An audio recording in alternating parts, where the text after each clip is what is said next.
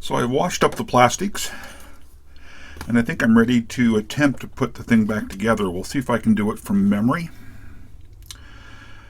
I don't know if I'll be able to or not, if I'm going to have to go back and refer to pictures. But one of the first things is the cassette door goes back in. And there was a little clip, and I do believe a short post.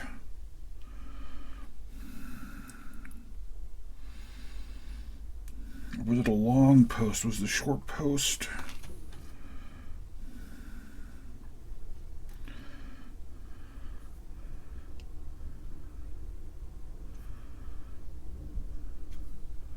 Definitely going to be long posts back here. Now I've got myself really confused already, which is just wonderful. I know this little guy sits in here like so. To anchor that, I've got the spring here that pulls it open. I could have sworn it had a short post down into it.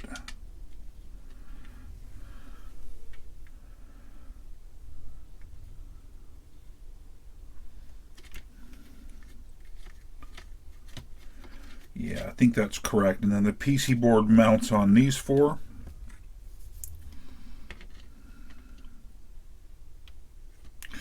So this dried gunk here is dead grease from when this was originally built, and just to keep the springs from making noise, and it's just very old dead grease that I'm afraid a solvent that would remove it would probably dissolve plastic. So I'm just going to stick some fresh white lithium over it.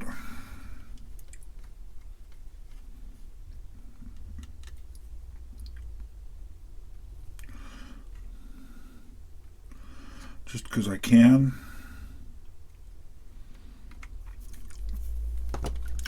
And I know I pulled the little spring out, and it goes that way and then gets pulled over to here. And what it does is it causes the door to pop open when it's released. So that's a good start. There is then the cassette mechanism itself. I think I said this backwards a second ago. There's the cassette mechanism itself, which sits down in here next.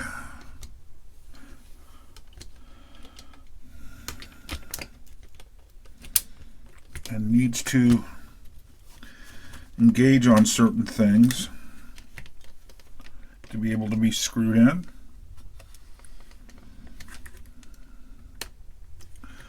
And then the circuit board sits on top of that. This orientation, so the three long posts are here.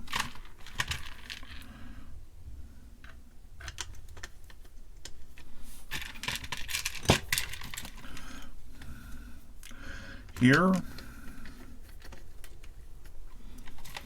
And here. There's a machine screw here,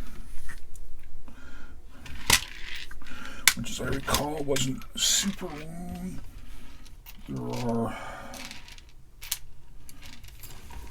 This is where I would start to get confused about what length screw was used where.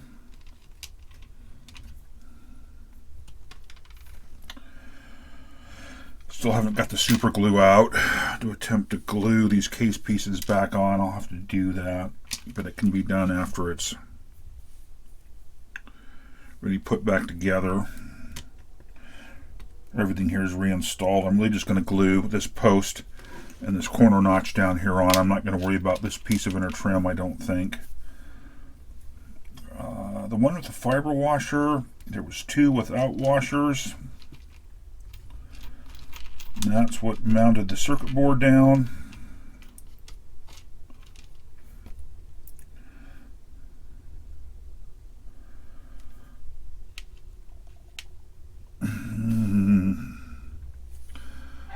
I really don't remember.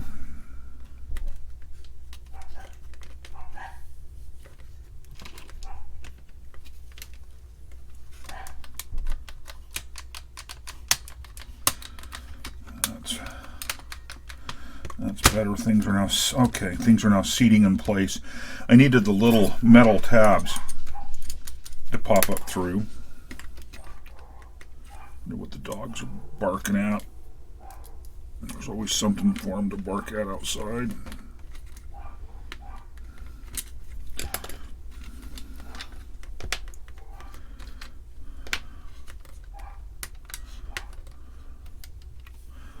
It's not mounting up as well as I would like.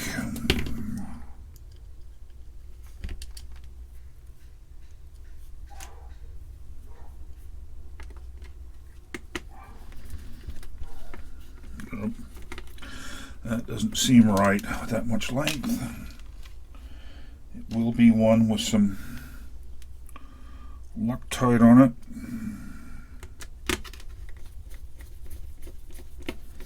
It seems like a much more logical length. That looks like, well, can't say that. The way the red lined up there, the original Loctite, it looks like that's actually the screw that came out of that spot even, so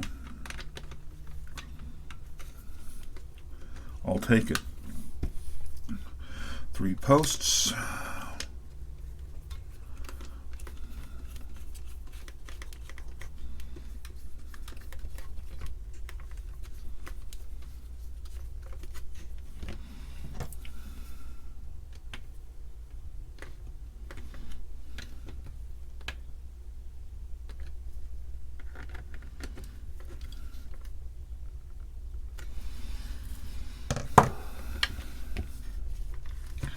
That should be enough that these parts of the mechanism should work.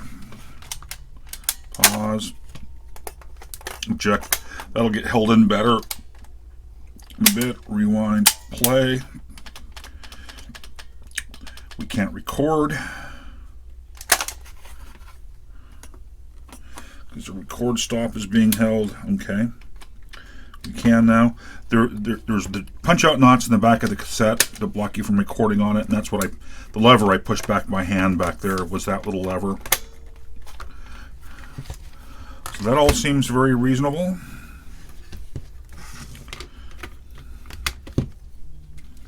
There are 2 switches that get lined up here. 3 screws that mount this in place. Look for any broke off wires before I go soldering. I don't see any. The one with the fiber washer on it was back here. That fiber washer is to help protect the PCB traces. And the other 2 didn't have washers.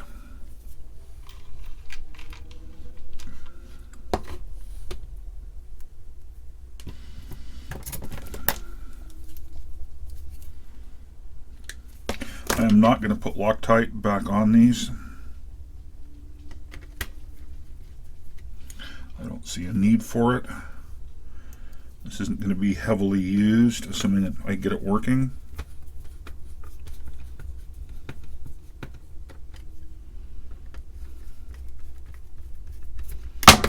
Oops.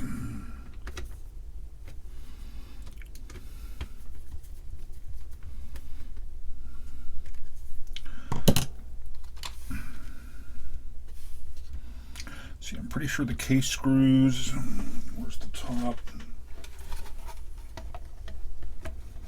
Nope, the case screws are to these posts.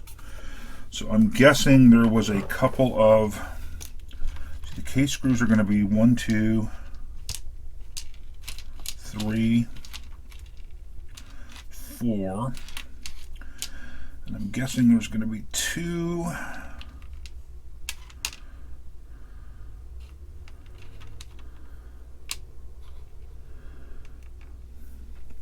See, I've got this guy goes here. I've got two of these that go in here, and obviously I'm missing something. I don't know where this guy goes. That's kind of bad. I suspect it's important. Oh, great.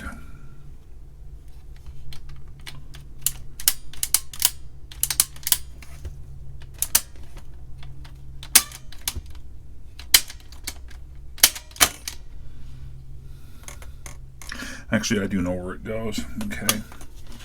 Clicking around there reminded me it's on the other side over here. It's exactly the same thing. That's what holds the hinge in place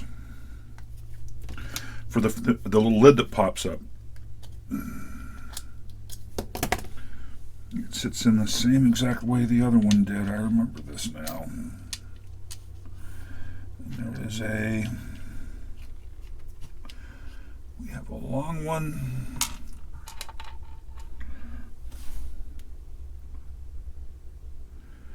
Doesn't make sense. It would need the washer, does it? See, I've ended up with an unbalanced set of screws, and I don't like that.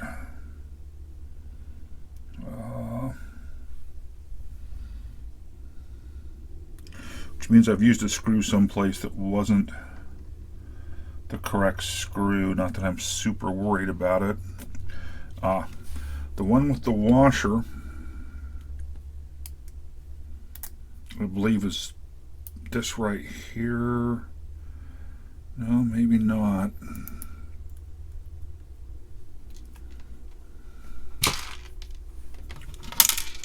We'll talk about why that ground connection is important here in a minute.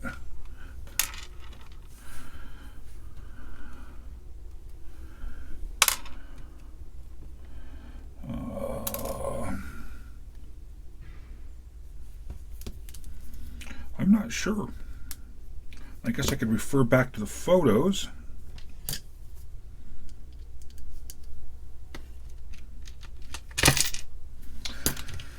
Well, you probably saw that did not go well.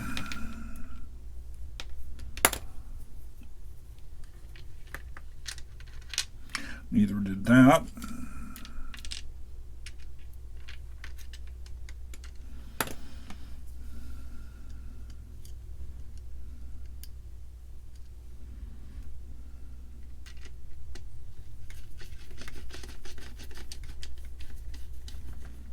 Okay. The lid should now open and close very smoothly, and it does. Just as we'd expect it to.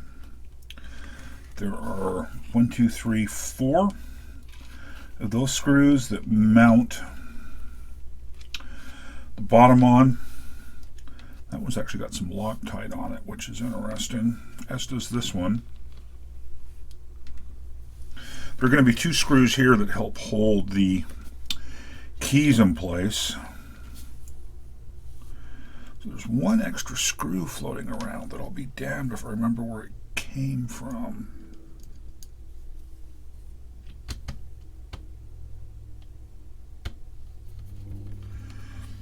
That definitely thread-wise matched what was in there.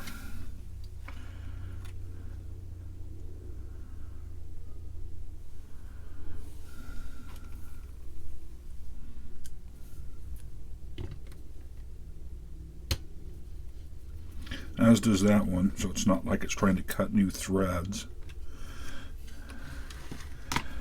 So what would this final screw be for? There's someplace I haven't put a screw in.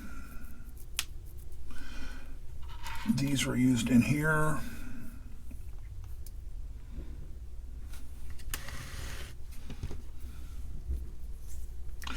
So floating around here, we were just looking at it, is this ground connection that, as you may remember, had so it's got the green wire from the line cord soldered onto it, And this was down on one side or the other of the transformer. And what that does is connect the metal of the transformer to earth ground. And by doing that, if the primary winding, say on the transformer, were to fail and start to leak current into the metal core, the iron core or this outer case, it would cause the circuit breaker to blow, because basically there's a path back to earth ground. And if it was on a CFI, it would be an unbalanced current flow. But it's a safety thing. If this would become electrified, the cassette might continue to work, but if it got wet, it could create a shock hazard. It's just another little safety measure to make things a bit safer. And I will put all this back together correctly when we get there. But for now, I think we're safe to flip this over.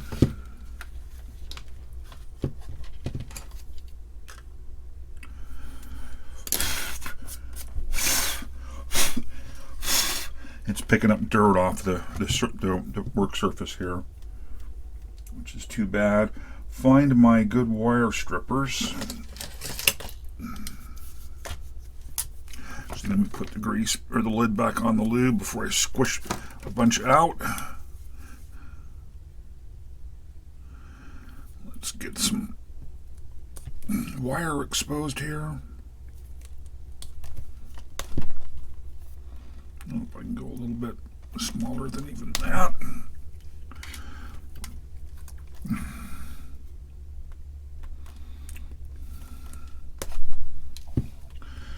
We've got the line cord.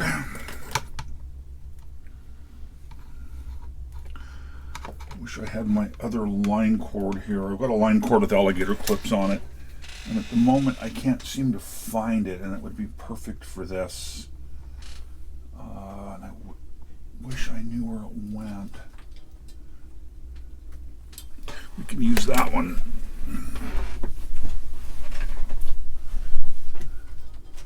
I just want to temporarily get power to the unit.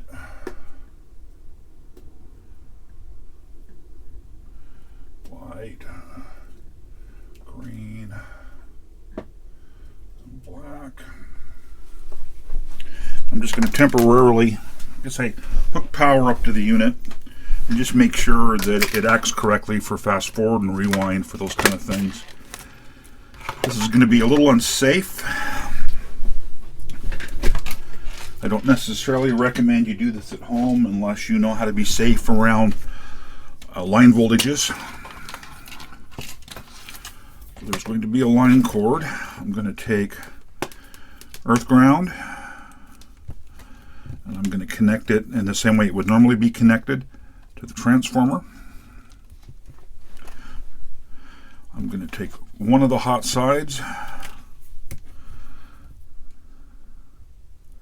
going to catch it on there. I'm going to insulate it a tiny bit. This will help also hold it together so it doesn't pull loose and create a shock hazard. I will take the other side and do the same thing.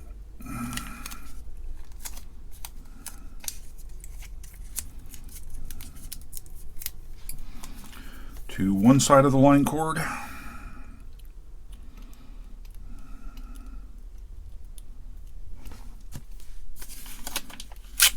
This is a very temporary. I have a line cord, like I said, which alligator clips directly on it that I would normally use for this, but it's been misplaced. I think I hung this one there with the intent of putting alligator clips on it. Just haven't got around to it yet. So what this in effect basically does is get power to that transformer. Or insulated reasonably enough that I shouldn't get shocked. These can't accidentally touch.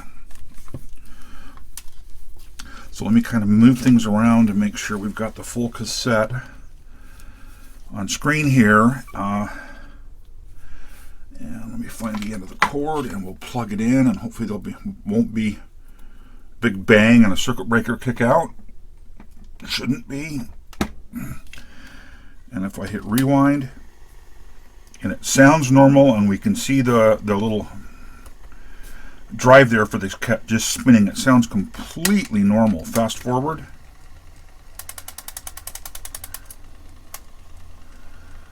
Tape counter is moving.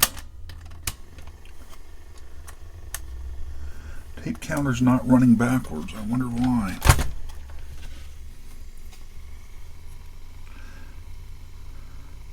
I guess it's only driven in one direction. Stop, eject. Do I have a cassette handy? I've got a stack of new old stock cassettes someplace, but it's the same old thing. Those, I have no clue where they are. They may even be down in storage someplace. But what I really wanted to see here, I've seen, is rewind looks nice and solid. There's slip because of the belt, so it won't break the tape. But it's nice and firm in the rotation. Same thing with fast forward. It's actually a little too tight, maybe. No, there's sufficient slip there. It won't break the tape. A little bit noisy, but I can see the entire unit kind of being driven.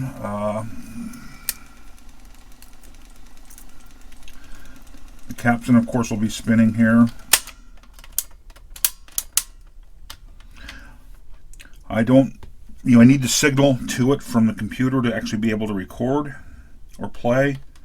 So I don't expect those to do anything here.